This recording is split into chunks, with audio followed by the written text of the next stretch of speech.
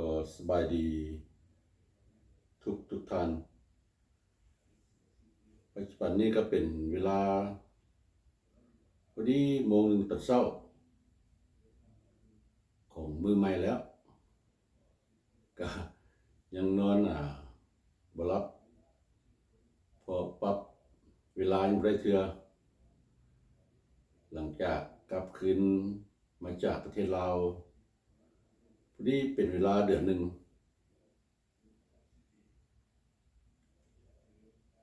ก็มาเบิ่งข่าวเบิ่งYouTube ของแต่ละช่องเนาะก็บอกว่าเป็นช่องทางอยู่ประเทศสหรัฐอเมริกาช่องทางประเทศลาวก็ช่องต่างๆเนาะที่ว่ามี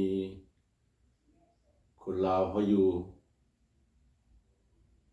ก็กำลังฮือฮาหรือว่าเป็นคลิปที่ดังเกี่ยวกับการที่รัฐบาลของประเทศสหรัฐอเมริกาในระยะ President Trump ได้เป็นประธานาธิบดีอีกครั้งหนึ่งเนาะหลังจากชนะโจไบเดนแล้วข้าพเจ้าก็ติดตามข่าวมาประมาณได้10 กว่ามื้อแล้วเนาะก็ฟังแต่ละข่าวสลายก็จะเป็นข่าวของคนลาวนี่แหละที่ว่าอยู่ตามประเทศแดแล้วก็อยู่ลาวแดบางคนก็ลง Facebook เนาะบางคนก็มี YouTube เป็นช่องตัวเอง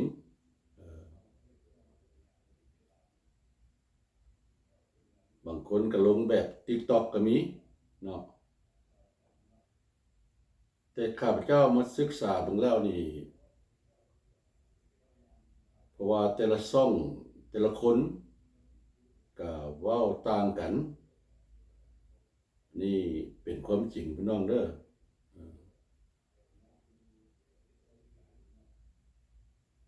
เว้าต่างกันบ่ได้เพราะว่าข้าพเจ้าไปสมเทียบเบิ่งหลายๆช่องเนาะช่องคนต่างประเทศก็ออกข่าวคือกันแต่ว่าเขาเจ้าออกข่าวในแบบตัวจริงเนาะเว้าตัวจริงหรือว่าเป็นภาษาอังกฤษนั่นแหละก็อยู่ในภายในสหรัฐอเมริกานี่ล่ะเพราะว่าแต่ละมื้อเขาเจ้ามีข่าวด่วนหยังเขาเจ้าสิออกข่าวโลดเนาะ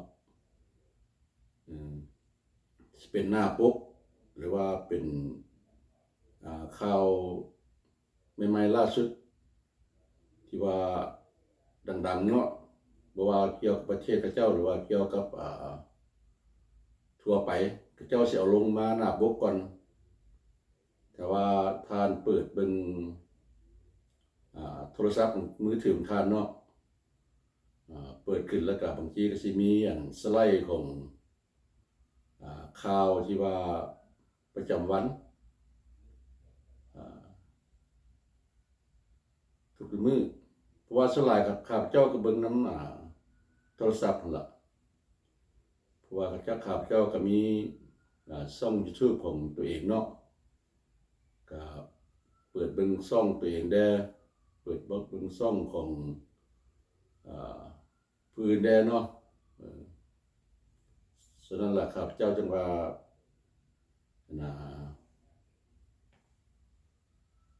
เห็นคนแต่ละคนเว้าต่างกันบางคนก็เว้าตามแบบฉบับที่ว่าข่าวอเมริกาเขาออกมาบางคนก็เว้าบิดเบือนไปได้หน่อยนึงเนาะก็ตัวมันที่ดังแท้ๆนี่ก็ล่าสุดนี่เขาเจ้าก็ส่งไปส่ง ที่ว่าเป็นคนชาวพะมงเนาะกับประเทศลาว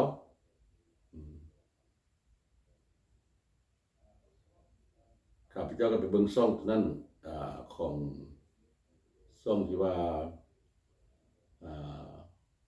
US citizen in Laos เนี่ยเราก็เป็นคนไทยแขกเนาะเราก็ไปอยู่อยู่เวียงจันทน์พุ่นล่ะอยู่แขวงขมวนเนาะมันก็แขกครับเจ้าก็เลยมาเบิ่งคลิปตัวนึงว่าเราไปเยี่ยมยามนางคนชาวประมงเนาะคือมายั่งบ่เนาะประมาณนี้ว่าเราออกจากแขกไปเยี่ยมยามเราไปเยี่ยมยามคนผู้หญิงเผ่ามงที่ถูกส่งไปลาวจากรัฐบาลอเมริกาเนาะแล้วก็ว่าเราไปเยี่ยมยามแล้วก็ได้ทำข้าวทำซุปทำความเป็นมาเนาะเราก็มาเว้าสู่ฟังหน่อยนึงแต่ก็บ่เห็นรูปของพวกเกียร์ดอกหรือว่ากำลังล้มกันก็บ่เห็นเพราะว่าเราเก่ารูปที่ว่าหน้าปกต่างๆเนาะที่ออกนำโซเชียลมาใส่หน้าปกหั่นแล้วก็ครับเจ้าก็บ่เข้าใจเพราะว่าก็เบิ่งไปตามลักษณะนั่นล่ะวันนี้ไม่เห็นของผู้นึงเพิ่นว่าเขาเจ้าจะส่งคนลาว 4,000 กว่าคนกลับลาวเนาะซ่องนั้นก็ได้ก็ฮือฮากันก็มีคลิปนึงที่มาจากแคนาดาเนาะก็ว่าเขาส่งผู้ชาย2คนกลับบ้านเรียบร้อยเนาะก็หลายๆคนเว้าเนาะเอาสรุปของนางมายั่งนี่ซะเนาะคันเขาเว้าข้าพเจ้าเว้าสื่อบ่ถูกก็ขออภัยนำเด้อพี่น้องเด้อก็มันหลายอย่างเนาะก็คือสื่อบ่ได้แดเนาะเพราะว่านางนั้นเรามีคดีเด้อพี่น้องเด้อเรามีคดีเนาะจำเป็นเขาเจ้าได้ส่งกลับเพราะว่าท่านก็รู้แล้วหลังจากมิสเตอร์ทรัมป์เนาะเราได้เป็นประธานาธิบดีครั้งที่2เนาะเพราะว่านโยบายของเรายังถือตัวเก่าเราพยายามอั้งตี้คนต่างชาติบ่ให้เข้าอเมริกาเนาะแต่ทบิดเราได้เป็น President แล้วล่ะแล้วก็ซุกยู่ทั้งชายแดนระหว่างประเทศเม็กซิโกกับประเทศอเมริกานี่แล้วก็ซุกยู่สุดขีดนะไม่พวกฮิสแปนิชหรือว่าคนอยู่ประเทศเม็กซิโกเนาะเข้ามาประเทศอเมริกาแล้วก็ซุกยู่ออกไปตลอดแล้วก็จนเฮ็ดหัวกำแพงสูงๆเนาะกันระหว่างชายแดนประเทศเม็กซิโกกับประเทศสหรัฐอเมริกาเนาะก็เบื้องต้นเนาะแล้วก็พยายามแอนตี้เรื่องการส่งเครื่องออกไปจีนบ่สิเรื่องการค้าเนาะเราก็บ่ซุมือแบบนั้นเนาะเราก็วันนี้เราได้กลับมาเป็นที่2แล้วก็ตามสภาพการนี้แล้วก็ว่าหุ่นแฮงกับคนหลายเติบล่ะเนาะเพราะว่าทั้งรัฐสภาเขาเจ้าก็โจมตีได้พี่น้องเด้อยู่ประเทศสหรัฐอเมริกานี่เพราะว่าข้าพเจ้าก็ติดตามข่าวอยู่เป็นภาษาอังกฤษนั่นแหละหลายๆพรรคก็โจมตีเราจนออกข่าวทั่วโลกพุ่นล่ะ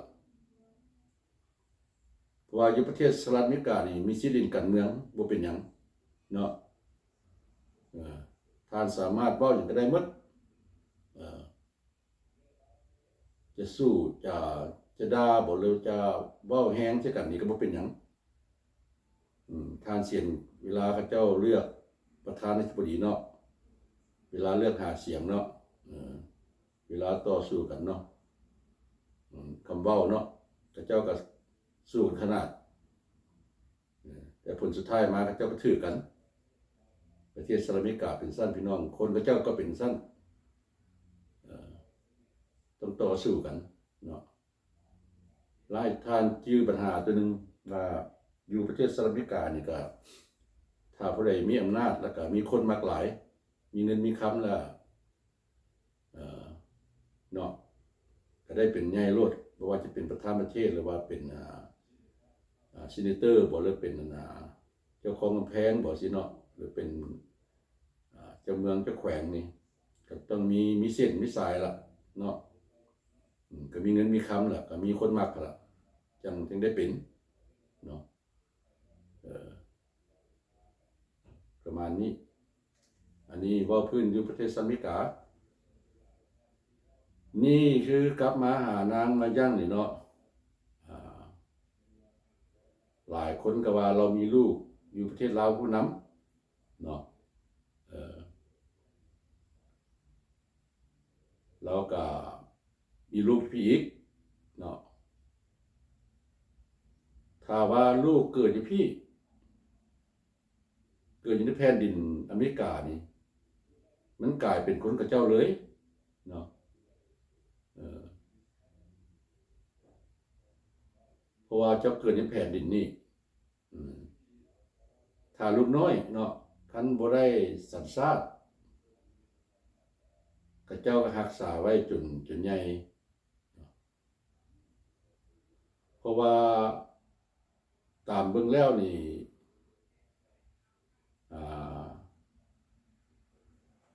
นางมายั่งนี่เนาะหรือว่าคนล่าสุดผู้หญิงเผ่ามงนี่เรามีคดีเนาะตามที่คำให้การของคณะรัฐบาลเจ้า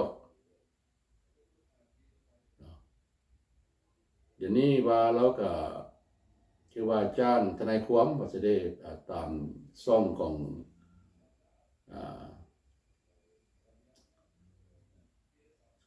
ชื่อว่า US Citizen in Laos เนาะซ่องนั้นเนาะก็เป็นหมู่ข้าพเจ้านี่ล่ะกันหมู่ใน Facebook หมู่ใน YouTube เพราะว่าที่เราก็ขอแล้วก็มาแนะนำเนาะเสนอตัวแล้วก็ขอsubscribe จากคนลาวนี่ล่ะเนาะในนี้เราก็ถือคำพ้องจากบริษัท YouTube แล้วเนาะแต่ว่าเราก็ไปอยู่ลาวโดนแล้วได้ล่ะเนาะก็ได้ยินจากซ่องนั่นแหละตามประมาณนี้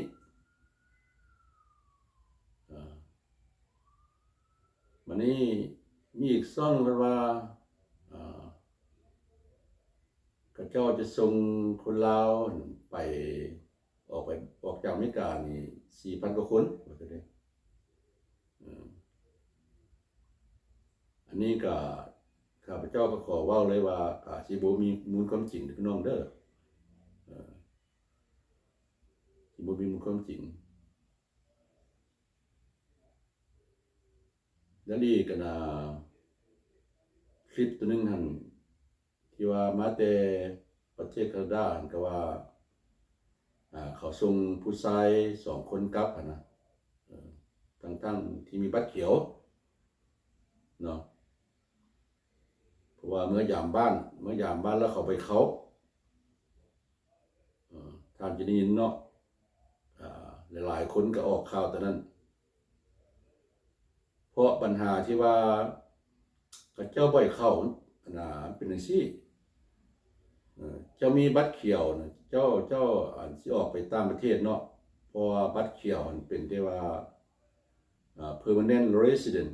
เนาะเป็นเพียงแต่ผู้อยู่ถาวรในประเทศสหรัฐอเมริกา นื้อในมันนะวันนี้ระยะเพิ่นออกไปเขาเจ้ามีเอกสารตัวหนึงให้เจ้าเซ็นเนาะให้เจ้าเซ็นว่าเวลาเจ้าออกไป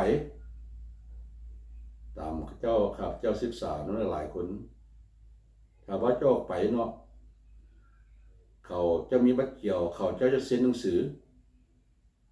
ว่าถ้ามีการเปลี่ยนแปลงในการเมืองถ้าว่าถ้าบ่ได้เข้ามาเด้เพราะว่าการเมืองของอเมริกานี่มันเปลี่ยนเสมอเพราะว่าผู้ใดได้เป็น president แล้วก็ได้เป็น president แล้วก็ออกsystem ของตัวเองเนาะหลายคนก็เป็นซั่นหมดเพราะว่ากฎหมายอเมริกานี่แต่ละรัฐนี่บ่คือกันเด้อพี่น้องเด้อแต่ละรัฐบ่คือกันแต่ว่าทุกอย่างก็ขึ้นนำpresident นั่นล่ะเพราะว่า president ก็มีสิทธิ์เนาะก็คือทรัมป์เราเฮ็ดนั่นล่ะเราก็มีสิทธิ์ที่ว่าสิเอาคนต่างด้าวที่มีคดีที่บ่ได้เป็นสัญชาติออกจากประเทศเนาะเราก็มีสิทธิ์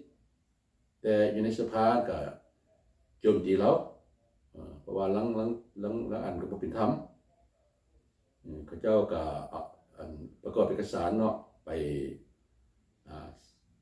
ศาลสูงสุดของรัฐบาลหรือของประเทศพุ่นล่ะเขาเจ้าก็มีสิทธิ์กันเนาะคณะศาลเขาเจ้าก็ได้เนาะท่านเบิ่งท่านเห็นข่าวต่างๆแต่ละช่องของอเมริกาเนาะสลายก็เว้าเกือบทุกมื้อล่ะโจมตีกันเนาะ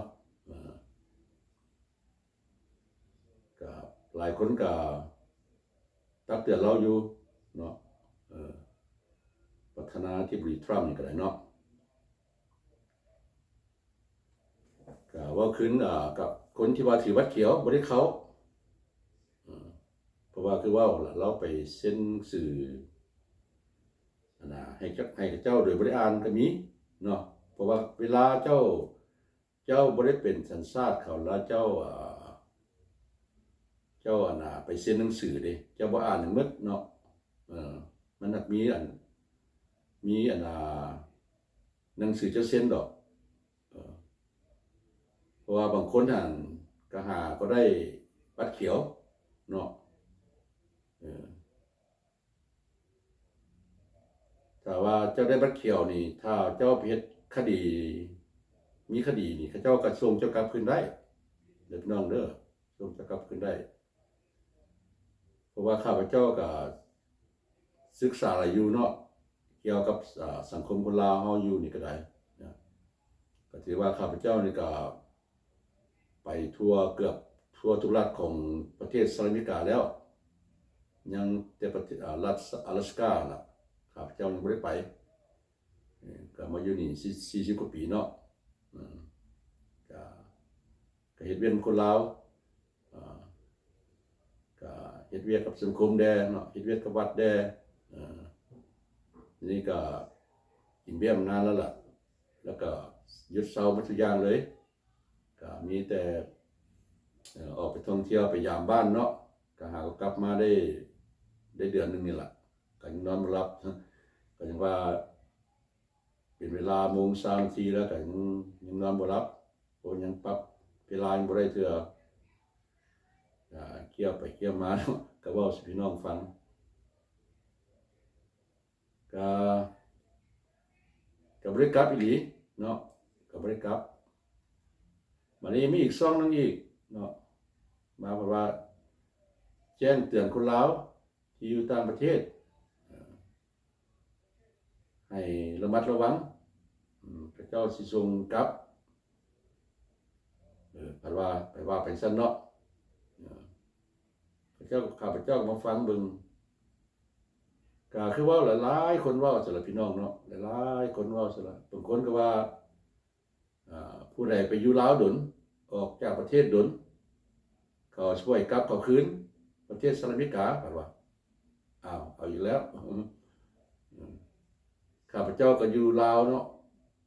ได้6 เดือนเมื่อกี้นี่ก็ได้ยินข่าวนี่แหละผู้ใดได้ไปอยู่ตามประเทศดนเด้อตาทรัมป์รถสเบลเข้ามาแล้วไปว่าอันนี้กับบ่จักสิเว้าเนาะหลายๆคนเว้าต่างกัน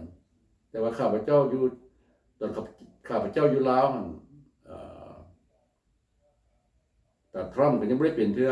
ยังต่อสู้กันอยู่เนาะหลายคนก็ว่าเมื่อแม่จังหน่อยตาทรัมป์ได้เป็นแล้วสิบ่ได้เข้าประเทศเด้ก็หลายคนอยู่พุ่นก็เว้าคือกันอยู่ประเทศลาวนะพระเจ้าสิมีปัญหาบ่บัดกลับเมื่อน่ะประเทศสหรัฐอเมริกานะข้าพเจ้าก็ฟังไปล่ะแต่บ่มีปัญหาดอกเพราะว่าข้าพเจ้าคิดว่าข้าพเจ้าก็เป็นคนสัญชาติอเมริกาแล้วเนาะคดีให้แฮงข้าพเจ้าก็บ่มีก็บ่เคยว่ามาติดคุกบ่หรือว่ามีคดีให้แฮงลักนั่นลักนี่บ่หรือว่ากินเหล้าเมายาบ่หรือว่าค้ายาเสพติดบ่มีหยังหมดก็ข้าพเจ้าเพียงแต่ว่ามีคดีที่ว่าขับรถไว้เนาะก็ได้ติเกตเทื่อนึงแล้วก็ไปตำคนมาตำก้นเทื่อนึงก็ตำ30 คันล่ะข้าพเจ้าก็จังกลาง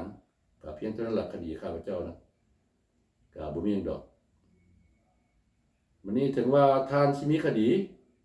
เนาะท่านสิมีคดีนะถ้าว่าท่านเป็นคน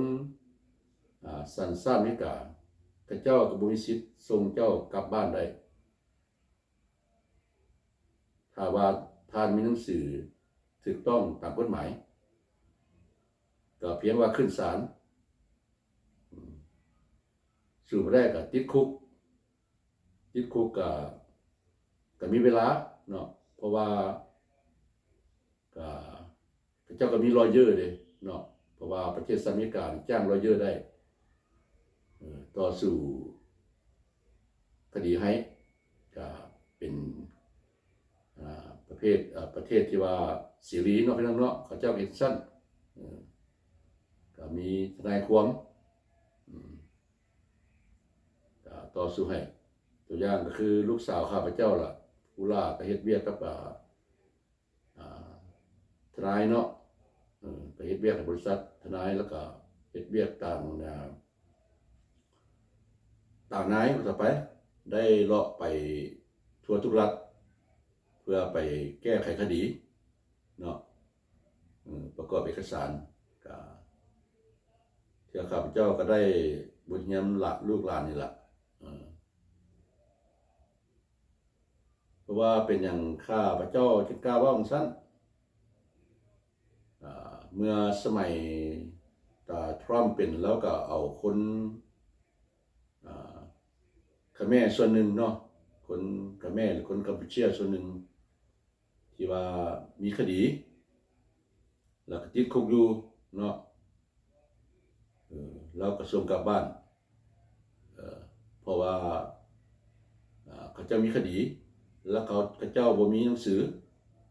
สมัยทรัมป์เป็นระยะชีวิตเนาะท่านสิรู้ข่าวระยะนั้นข้าพเจ้าเกิดจะชื่อได้หยีเนาะก็เอาขึ้นยนต์ขึ้นเครื่องบินละกลับประเทศกัมพูชาเนาะ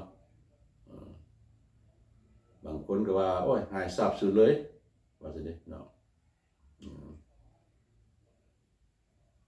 บ่เห็นบางคนเนาะอันนี้ข้าพเจ้าก็บ่เชื่อก็เพราะว่าประเทศสหรัฐอเมริกานี่เขาเจ้าก็มีมนุษยธรรมอยู่เนาะสำหรับเป็นคนเขาเจ้าคนเขาเจ้านี่จังว่าสิเป็นคนลาวคนจีนเนาะหรือว่าคนต่างดาวแต่มีสัญชาติอเมริกา คันไปเสียอยู่บนใดนี่เขาเจ้าก็คนแม่นบ่พี่น้องเนาะท่านสิได้ยินข่าวหลายๆมีคนจีนสัญชาติอเมริกาไปอ่าไป disappear ไปหายสาบสูญอยู่ประเทศจีนเขาเจ้าก็ไปนำจนได้เห็นบ่ก็มีไปหายอยู่เกาหลีแดเนาะเขาเจ้าบ่ทิ่มคนสัญชาติเขาเจ้าแล้วก็มีนักข่าวไปสูญเสียอยู่ประเทศแถว Middle East เนาะเขาเจ้าก็ไปนำเอาเขาเจ้าก็ถือสัญชาติเขาเจ้าได้พี่น้องเด้อเพราะคนมีสัญชาตินี่ก็เนาะก็ได้เหตุการณ์ก็เสียภาษีเขาเจ้าดิ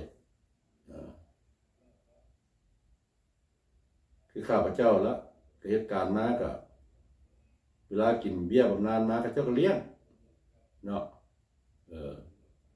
เบิ่งแยงจบดีถึงว่าข้าพเจ้าสิไปอยู่ต่างประเทศ6-7 เดือน 8-9 เดือนเทื่อนะก็บ่มีปัญหาเนาะเข้ามาเมื่อกี้เขาเจ้ายินบัสสปอร์ตให้ก็จำปั๊บเข้ารถเขาเจ้าไปถามหมดว่าโอ้ยจะไปอยู่โดนแท้บ่จังซั่นจังซี่บ่เขาเจ้าบ่ได้เว้าจังซั่น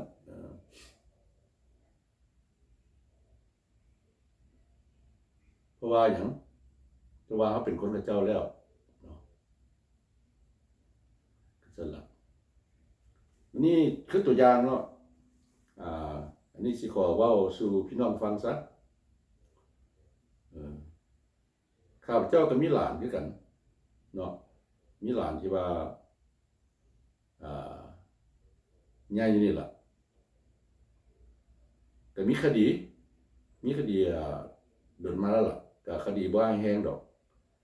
ก็คดีตีกันแน่ก็มีผู้หนึงก็ยังบ่ได้สัญชาติแต่ก็พ่อแม่ก็อยู่นี่เนาะก็เข้าเรียนอยู่ไม่ไกลล่ะหลานผู้นั้นก็ได้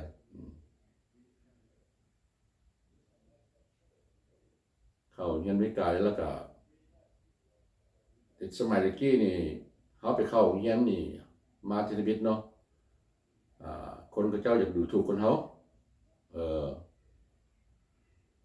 ก็ดูถูกคนเฮาแล้วบัดนี้มันก็ว่าเขาเจ้าก็ว่าบางเทื่อก็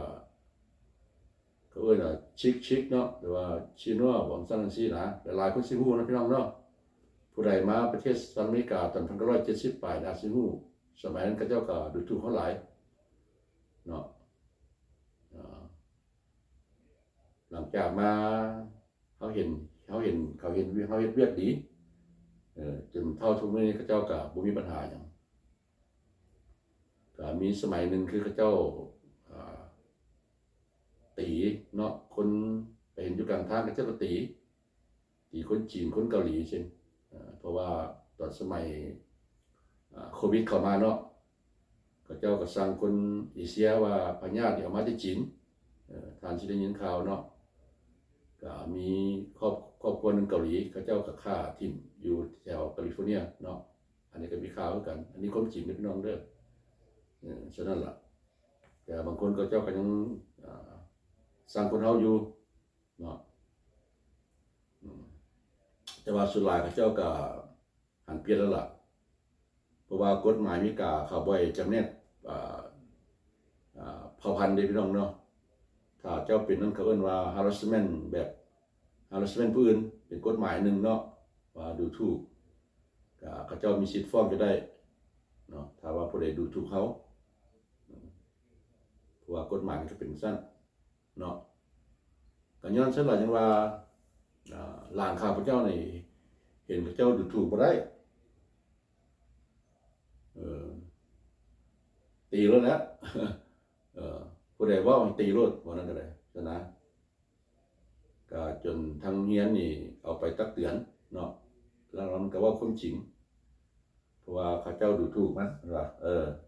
แต่มันยังน้อยทนดอกน้ำลายใส่ซั่นซี่เนาะเพราะว่าหมอนี่ไผดูถูกบ่ได้ล่ะเป็นคนต่างชาติตีหมด แล้วก็ไปเข้าคุกนิดนึงเดี๋ยวนี้ก็ออกมาก็มี probation เนาะก็เป็น probation หมายความว่าทำดีล่ะเขาจะออกมาแล้วก็ยังอยู่ก็ยังก็บ่ได้กลับบ้านเลยพี่น้องเลยเขาก็บ่ได้ส่งกลับบ้านเท่าใดเพราะว่าพ่อแม่ก็อยู่พี่เพิ่นก็ย้ายอยู่นี้อย่างน้อยนะวันนี้พ่อแม่ก็ได้สัญชาติแล้วสนะก็มีอีกผู้หนึงอีกเนาะก็หลานลูกของหมู่คือกันอันนั้นคือกันนั่นนะก็ติดคุกเพราะว่ามีปืนครอบครองอันนี้ว่าความจริงสุฟังเนาะมีปืนไว้ครอบครองแล้วก็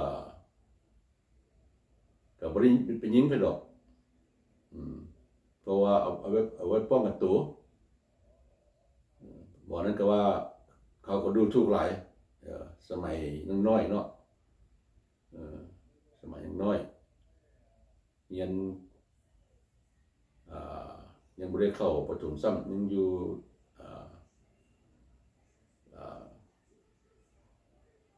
โรงเรียนอนุบาลอยู่เนาะต่อจากอนุบาลมาก็สิเข้าไฮสคูลได้ก็10 กว่าปีพุ่นละก็ประมาณถึงว่า10 กว่าปีละเข้าไฮสคูลก็ประมาณ14 ปีเด้เนาะตะกี้12 ปีเขาก็ดูถูกหลายแล้วก็ตีเขาแล้วใหญ่มาก็มีปืนครอบครองก็พอเป็นทีนีเจอร์นี่ล่ะเป็นน้อยเนาะก็เขาก็ไปเข้าคุกแล้วก็ออกมาก็ยังอยู่ประเทศนี้กาเลยล่ะเนาะก็บ่มีหยัง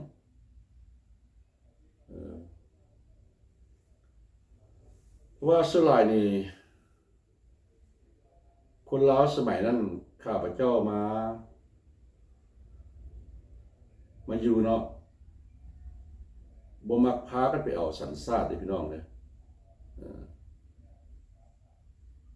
เพราะว่าหลังจากแต่มาอยู่2 ปีแล้วเขาจัดบัตรเขียวจะแล้วเนาะเป็นเขาเรียกว่าเป็นpermanent resident แล้วเนาะ permanent ก็แปลว่า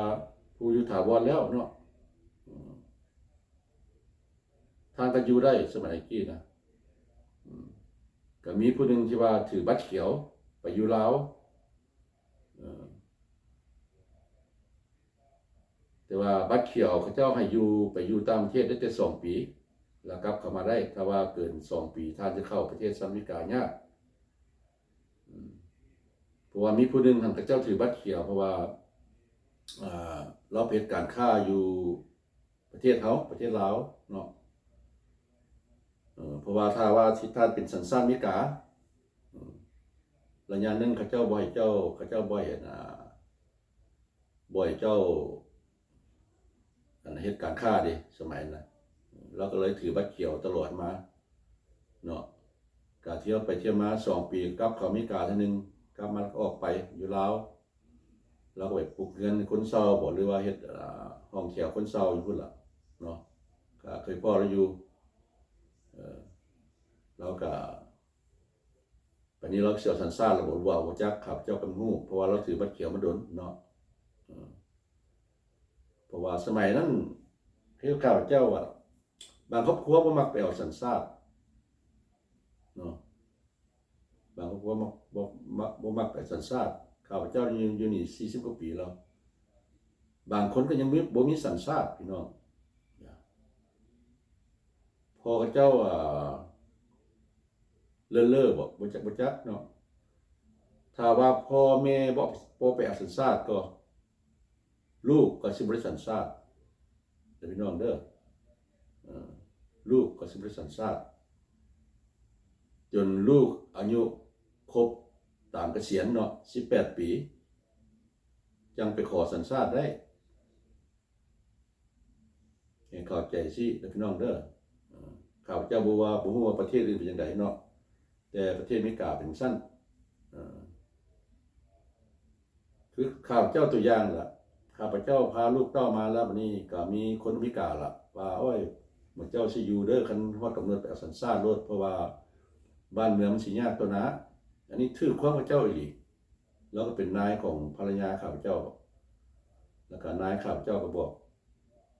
ข้าพเจ้าก็ตักเตือนและแนะนำว่าถ้ามีเวลาเอาสัญชาติไว้เด้อข้าพเจ้าก็บ่รอซ่าแล้วเนาะ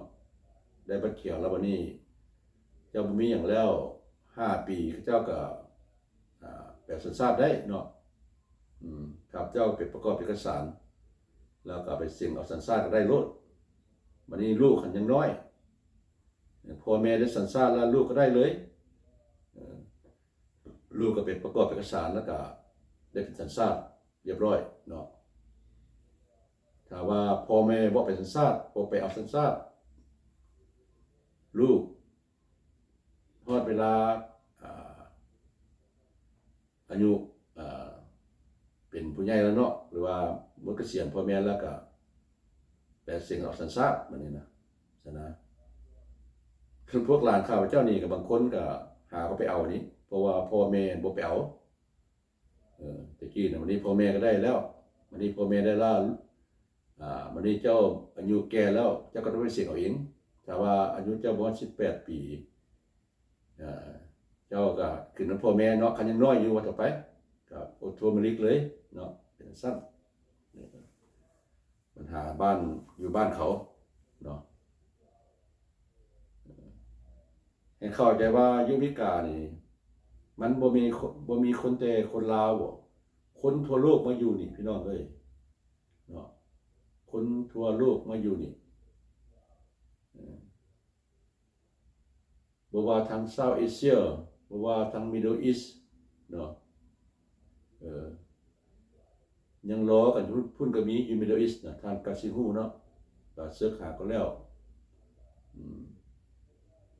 อเมริกาเอาเข้ามาหลายตึกก็ตอนนั้นแม่นโจไบเดนเป็นนี่ก็เอาคนมาแต่แถวมิดเดิลอีสต์นี่ก็หลายหมื่นตึกเนาะเอาเข้ามาประเทศสหรัฐอเมริกานี่ก็อยู่รัฐข้าพเจ้านี่ก็หลายข้าพเจ้าก็เห็นก็สิมีบ่อนเงินพักให้อยู่เนาะสิล่ะ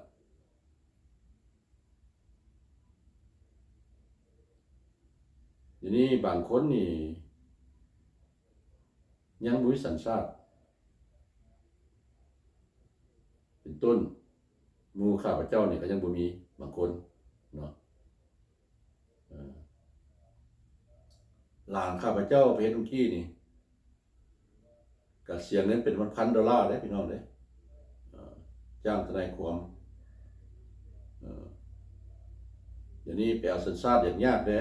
บ่คือสมัยตะกี้ข้าพเจ้าเชื่อแน่ว่าบางคนนี่ก็ยังบ่ได้คือกันบางคนนี่ข้าพเจ้าพาหมู่ครูเนาะไปเฮ็ดสัญชาตินี่อันนี้ตัวอย่างเลยนี่มีคนผู้หญิงบอกว่ามาขอเซ็นเนาะให้เป็นผัวสิจ่ายเงินให้ซั่นน่ะสิเพราะว่าเขา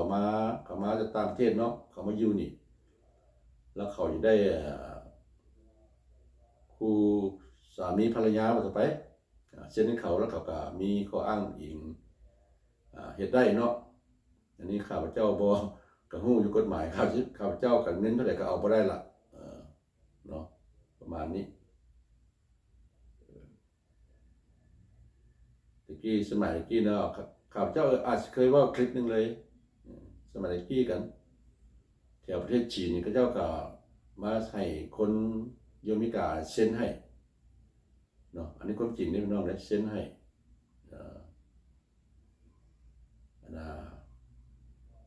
หัวละ$10,000พุ่นล่ะเซ็นเขาเป็นผัวเป็นเมียอย่างนั้นเพื่อเขาได้เข้าประเทศสหรัฐอเมริกาสมัยนี้ประเทศจีนก็ฮือฮากันเด้ฮือฮากันวันนี้มาแล้วบ่ได้ยอมกันได้บัดนี้บ่มีเสียหนังสือหยังแบบว่าเป็นผัวเมียอย่างเนาะให้ถือว่าอเมริกามันฮู้หมดพี่น้องเด้อท่านบ่มีหนังสือเนาะสิไปรีอยู่ไส เจ้าก็ฮู้หมดรายชื่อนี่เขาเจ้าเก็บกำได้หมดพี่น้องเด้อเนาะมีคนหนึงน่ะที่ว่าเฮ็ดผิดว่าแต่ไว้ไปรีอยู่ไปรีอยู่แต่ว่าต้องมีโทรศัพท์บัดนี้เนาะเพื่อติดต่อกับญาติพี่น้องคือว่าเฮ็ดให้ตำรวจเขาฮู้เขาไปอ้อมเอาโลดเพราะว่าถ้าว่าท่านถือโทรศัพท์พี่น้องก็ฮู้แล้วเนาะเขาฮู้ว่าท่านอยู่หั่นแล้วตัวอย่างคือท่านถือคือข้าพเจ้าถือที่โมโบไปล่ะเนาะเขาถือไปฮอดเมืองลาวพุ่นเปิดเบิ่งที่โมโบมันก็บอกเลยเด้ว่า welcome you to Laos เนี่ยก็ไปว่าเขาฮู้เบิดแล้วพี่น้องเนาะท่านตัวเขาบ่ได้เดี๋ยวนี้แฮงตัวบ่ได้เลยเนาะมีมาชีนเฮ็ดเวียกกับเจ้าเนาะท่านสิฮู้เนาะบ่คนเฮาซุมื้อนี้เขาเจ้าบ่ใช้คนหลายเขาเจ้าใช้มาชีนเฮ็ดเวียกบ่ว่าตามตลาดตะลี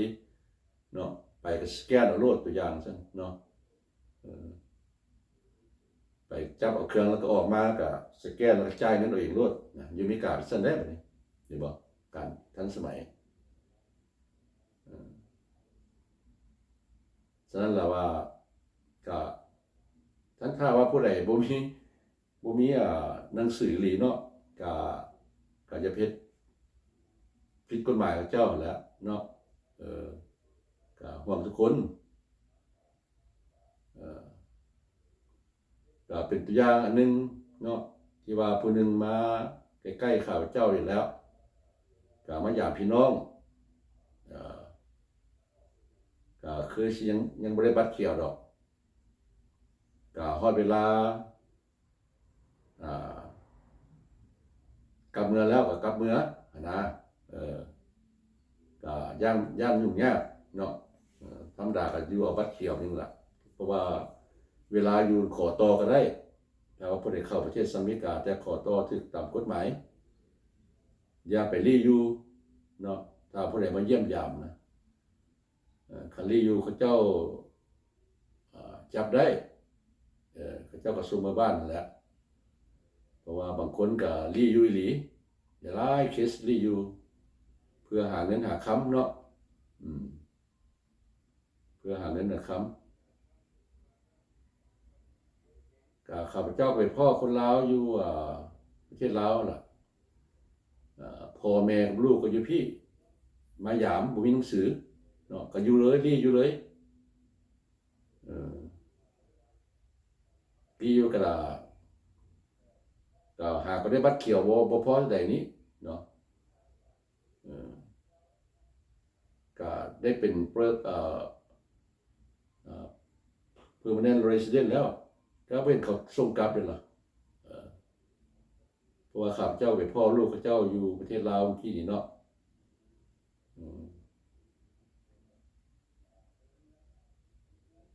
ข้าพเจ้าก็เป็นข้าเจ้าเป็นหยังก็สิเว้านะเพราะว่าข้าพเจ้าไปทักทามข้าเจ้าเด้เนาะกับตัวอย่างซั่นล่ะนอกจากว่าคดีห้ายแฮงอีหลีเนาะหนึ่งสิไปค่าฟินสิเนาะค่าสาสูบฟินสูบสาสิเนาะสูบยาสิถูกจับได้เขาเอาเข้าคุกเนาะถ้าบ่มีหนังสือบ่มีพี่น้องไปเอาก็อยู่คุกคั่นละก็ไปปิ้นปัวเขาก็ปิ้นปัวให้เนาะก็คือผู้ใดบ่มีหนังสือเขาก็ส่งกลับบ้านนั่นแหละประมาณนี้เพราะว่าคุกอเมริกามันสบายเขาอย่างนี้มีข้าวกินสะอาดมีบ่อนนอนคุกก็ได้นะข้าพเจ้าบ่ได้เคยเข้าหรอกเคยไปเยี่ยมเนาะคุกเขานี่สะอาดปานคนเฮือนพุ่น มีแอร์ให้นอนอีกบ่คือครบยุทธบางประเทศได้บางประเทศฮะม่นกันอยู่แอร์ก็บ่มีเนาะจักก็ถึกละแต่คุกอเมริกานี่ข้าพเจ้าไป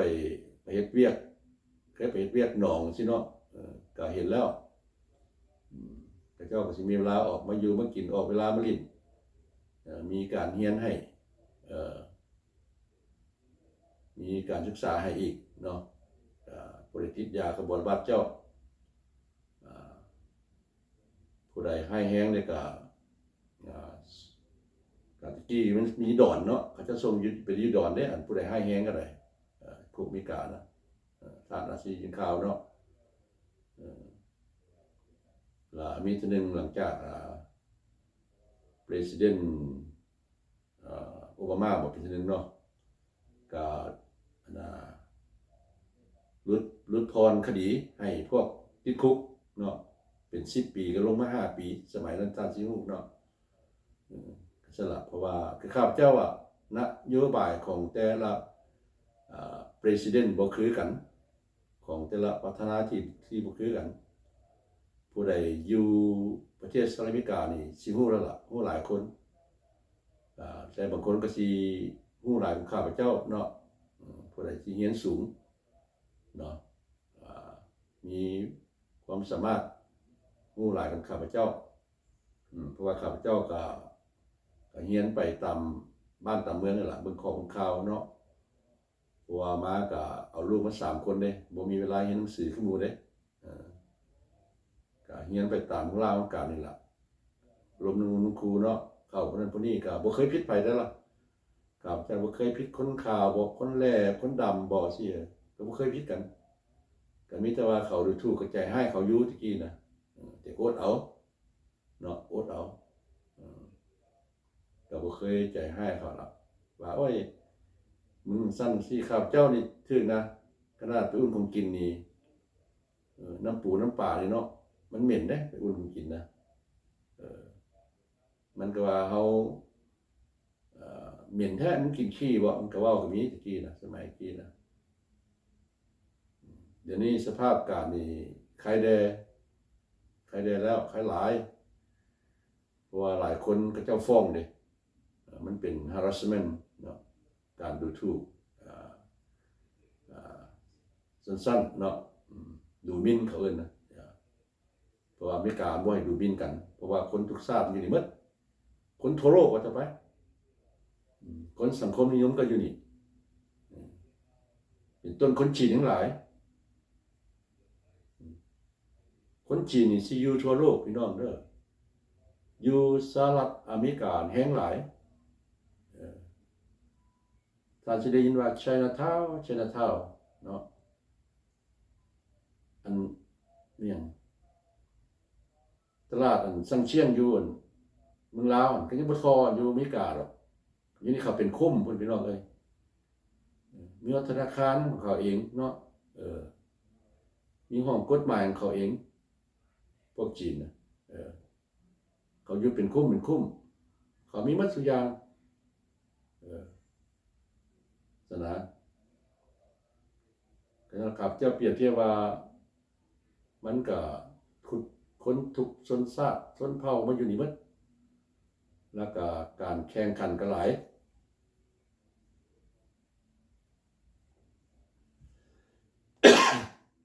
ขออภัยก็ไข่อีกทีนึงแล้วเพราะว่าอากาศเดี๋ยวนี้เปลี่ยนไปเปลี่ยนมานี่มื้อเช้ากับฝนตกหนักหนาว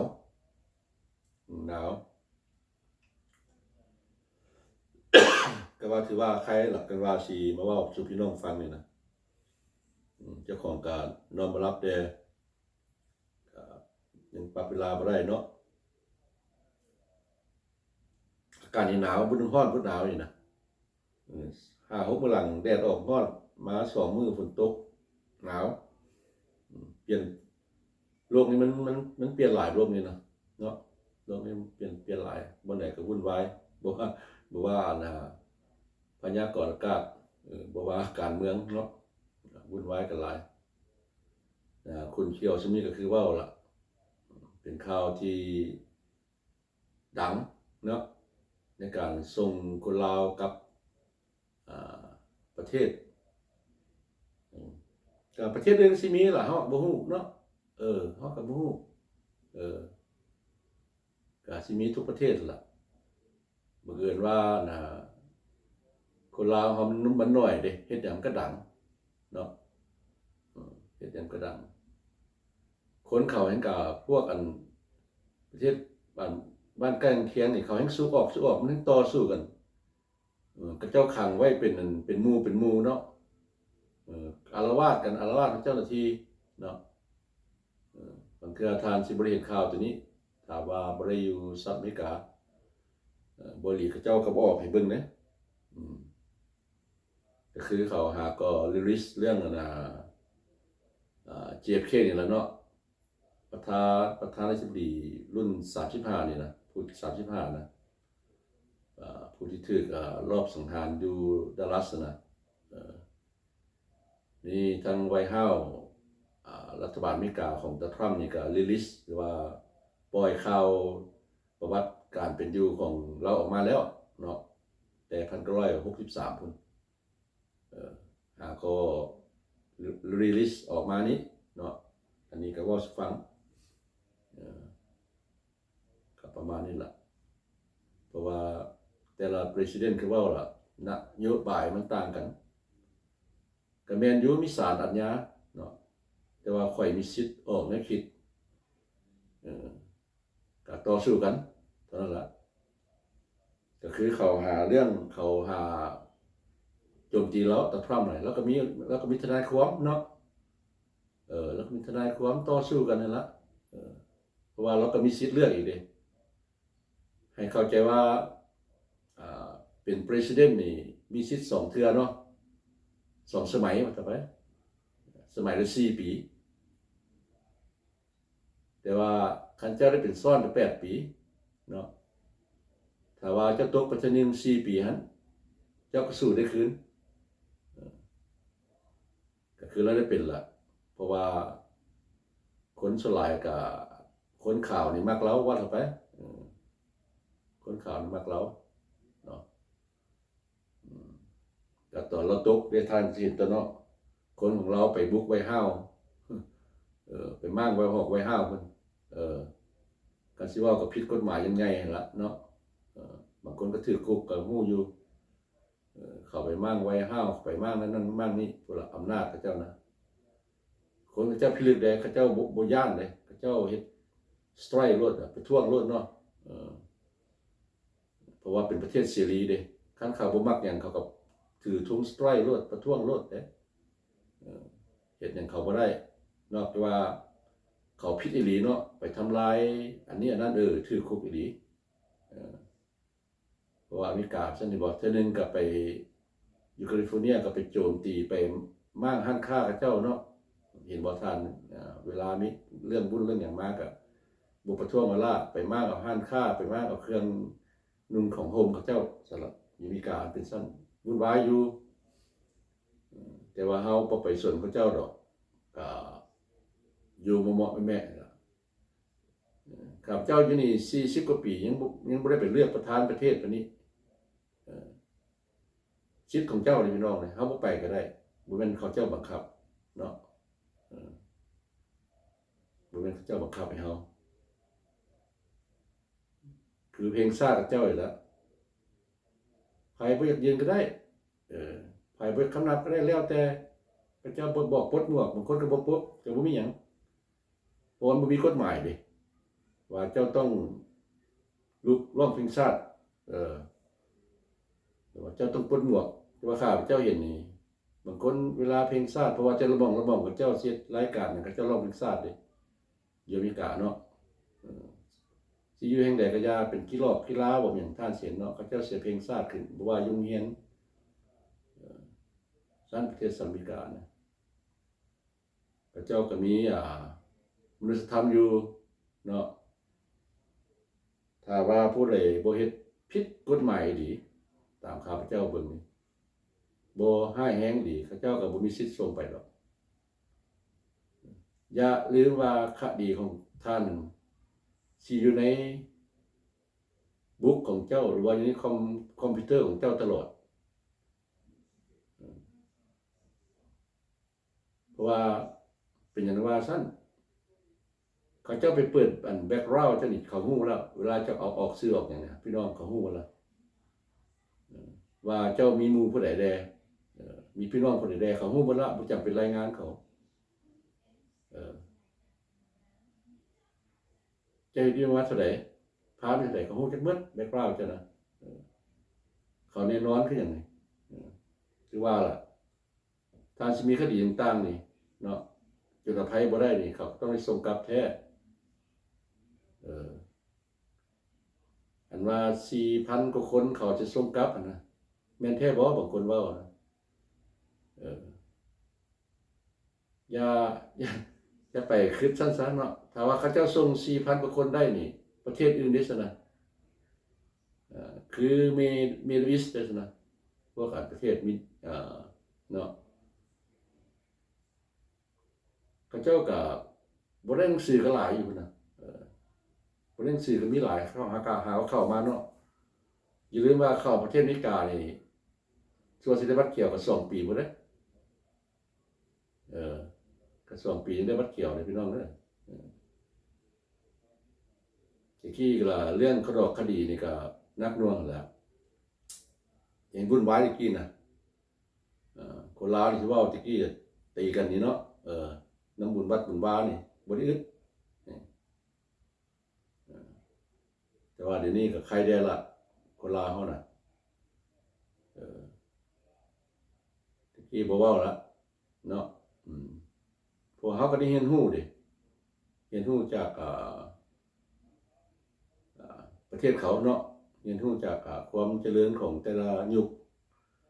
ก็ขอว่าเด็กน้อยลาวเฮาก็ดีหลายเติบแล้วอันนี้ก็ขอบใจนำเนาะแต่ว่าก็มีความรู้ก็หลายคนแล้ว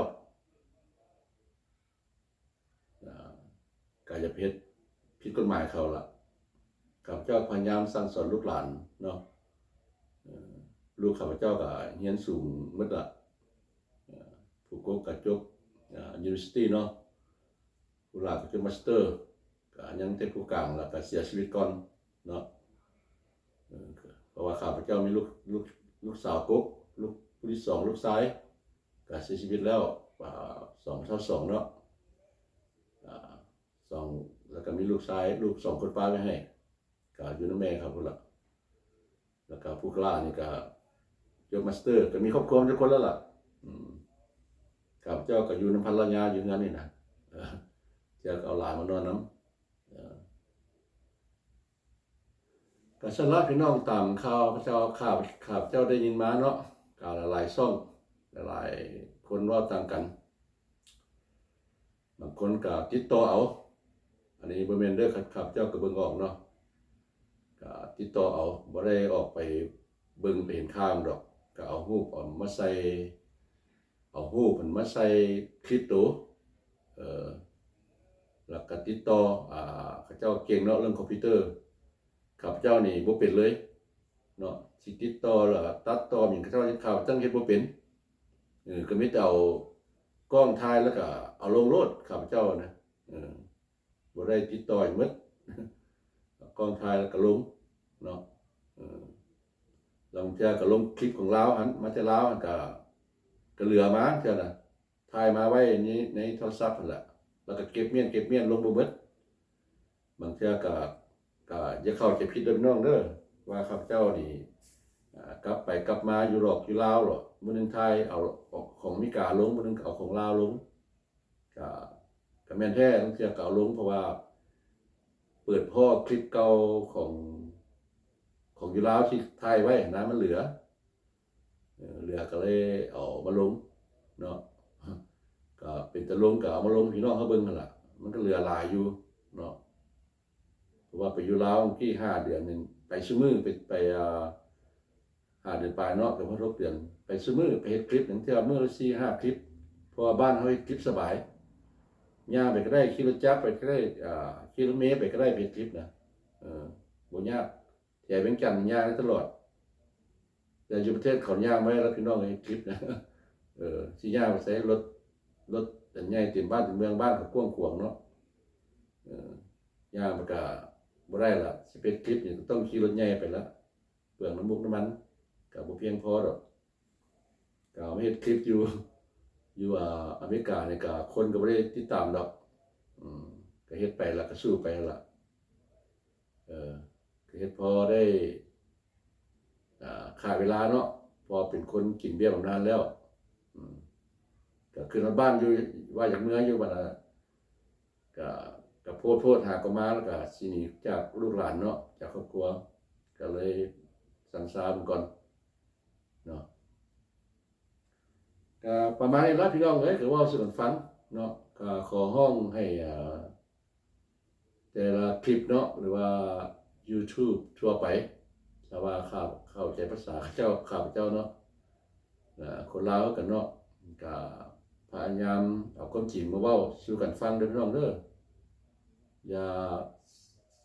สร้างความวุ่นวายเนาะจะสร้างความวุ่นวายเอาคลิปมาที่ว่ามาดัดแปลงมาเปลี่ยนเนาะมาเว้าหลายๆคลิปเนาะก็แม่นอยู่ท่านเฮ็ดเพื่อว่าอยากให้คนไปชมช่องท่านเนาะก็เพื่อดึงดูดจิตใจข้าพเจ้าเข้าใจอยู่เพื่อดึงดูดจิตใจ FC ให้เข้าไปเบิ่งช่องท่านแต่ว่าถ้าบิดเบือนไปหลายมันก็ยุ่งเด้พี่น้องเด้ก็เฮ็ดให้ข่าวนี่มันเนาะคืออยู่ในสังคมลาวนี่ล่ะก็ขอห้องซะแล้วครับเพราะว่าข้าพเจ้าก็เบิ่งหลายคลิปเลยคลิปของทั้งฝั่งไทยก็เว้าคือกันเรื่องนี้เนาะเรื่องว่าเขาส่งคนลาวกลับประเทศส่งคนลาวกลับประเทศนะครับมีเนาะแต่ว่าสุดท้ายนี่ก็ออกจากFacebook เขาได้เนาะบางคนก็เพราะว่าเดี๋ยวนี้ลง Facebook นี่เอาแต่สิเว้าซุมื้อนี้ก็ได้เนาะบางคนก็ซอกเรื่องนั้นซอกเรื่องนี้มาเว้าก็เข้าใจอยู่ก็เบิ่งอยู่เพื่อดึงดูดจิตใจให้ FC เขาเบิ่งเนาะประมาณนี้ก็ข้าพเจ้าก็เว้ามาฮอดนี้เนาะก็สิขอมื้อเท่านั้นละพี่น้องลมกันได้เนาะก็พอดีได้เวลาที่ว่าทางบริษัท YouTube ให้เวลาเขาเจ้าเดี๋ยวนี้ได้หลายชั่วโมงนึงชั่วโมงปลายนึงเนาะตะกี้ได้10นาทีต่อมาก็20นาทีครึ่งชั่วโมงเดี๋ยวนี้เขาเจ้าก็ให้หลายละชั่วโมงนึงก็ถือว่าหลายเติบแล้วเนาะก็อันนึงก็สาธุเนาะผู้ใดที่ว่าอยู่ประเทศสหรัฐอเมริกาเนาะก็พยายามจะคิดกับเจ้าโอ้อีกนึงพี่น้องเรื่องที่ว่าโลโดเนาะเรื่องกรีนคาร์ดที่ว่าอเมริกาส่งไปรัฐบาลเนาะที่ว่าไปให้แต่ละประเทศแถวลาวแถวกัมพูชาแถวเวียดนามเนาะที่ว่าเจ้าพิเศษเนาะเพราะว่าบางทีนี่ครับเจ้าก็มีรถตู้เนาะกรีนคาร์ดโลโดไปให้ประเทศลาวเขาเนาะตัวนี้จักสิเป็นจังได๋เจ้าสิลบล้างบ่เนาะหรือว่าบ่ลบล้างก็ติดตามกันเพิ่นเด้อเพราะว่าทานสิฮู้เนาะเรื่องนี้เนาะเพราะว่ารัฐบาลรุ่นเก่าเขาเจ้าส่งการช่วยเหลือไปลาวเนาะก็มีคนเข้าไปรถตู้ว่ามีหลายคนตะกี้ได้มามีกาแบบเป็นคนเขาเจ้าเลยเนาะก็ข้าพเจ้าที่งานติดตามเรื่องนี้แล้วก็สิมาเว้าสู่ฟังเด้อพี่น้องเด้อเพราะว่าหมู่ข้าพเจ้าก็ได้มากันมาอยู่นี่หลายปีแล้วก็ย้อนกรีนคาร์ดโลโดนี่ล่ะประมาณนี้ล่ะก็เกือบลืมเว้าสู่ฟังเนาะเขาเจ้าสิลบล้างบ่หรือสิเป็นจังได๋ก็ถ้าเบิ่งเชื่อกันถ้าเบิ่งนำกันนะพี่น้องเนาะก็คือหลานข้าพเจ้ารับเหตุการณ์อยู่อเมริกาเหตุการณ์อยู่ลาวเนาะเป็นคนคั่วกระดูกนี่ทางทรัมป์สิเป็นจังได๋เจ้าสิลบล้างก็มีเฮาก็บ่ฮู้เนาะประมาณนี้เท่านั้นเนาะก็ขอขอบใจที่เข้ามาชมนะพี่น้องเด้อก็อย่าลืมกดไลค์ให้ความเห็นกดติดตามและกดกระดิ่งพี่น้องเนาะก็พบกันคลิปหน้าข้าพเจ้าก็สิบ่ขอเว้าภาษาอังกฤษดอกก็เว้าภาษาลาวนี่ซะเนาะพระเจ้าก็บ่ได้สนใจนำดอกกันสิเว้าเนาะบ่เป็นเรื่องความงามบ่เป็นเว้าเรื่องบ้านเมืองจะเดินเมืองอีหยังเนาะอันนี้เว้าเรื่องการเมืองพระเจ้ากับคนเฮาเนาะ นอนรับฝันดีพี่น้องเด้อบ่ฝันดีแล้วมัน2 โมงปลายแล้วเนาะก็ตื่นเช้ามาก็เว้ากันใหม่เนาะพบกันใหม่คลิปหน้าพี่น้องเด้อบ๊ายบายโชคดี